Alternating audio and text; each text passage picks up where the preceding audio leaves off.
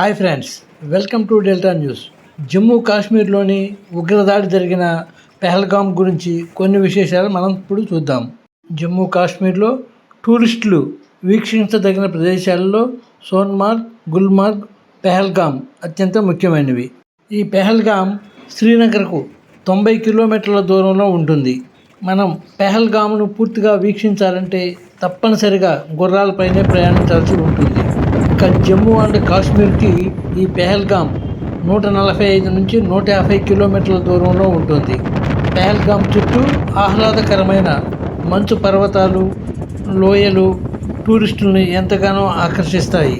ఉగ్రవాదులు టూరిస్టులనే టార్గెట్గా చేసుకుని దాడులు చేయడంతో 30 మంది టూరిస్టులు అక్కడికక్కడికే మృతి చెందారు. మరో 20 మందికి తీవ్ర గాయాలైన సంఘటన మనకు తెలిసిందే. భద్రతా బలగాలు అడుగడుగున గట్టి నిఘా ఏర్పాటు చేసిన గుర్రాలపై ట్రెక్కింగ్కు వెళ్ళిన 40 మంది టూరిస్టులపై ఉగ్రవాదులు దాడులు చేశారు. ఫ్రెండ్స్, జీవితంలో ఒక్కసారైనా సందర్శించాల్సిన ప్రదేశాల్లో జమ్మూ కాశ్మీర్ కూడా ఒకటి. నేను 2 years బ్యాక్ ఈ పెహల్గాంను సందర్శించాను. మీరు కూడా ఎవరైనా సందర్శిస్తే కామెంట్ రూపంలో తెలియజేయండి. మీకు ఈ వీడియో నచ్చితే లైక్ చేసి మా ఛానల్ను సబ్స్క్రైబ్ చేసుకోండి.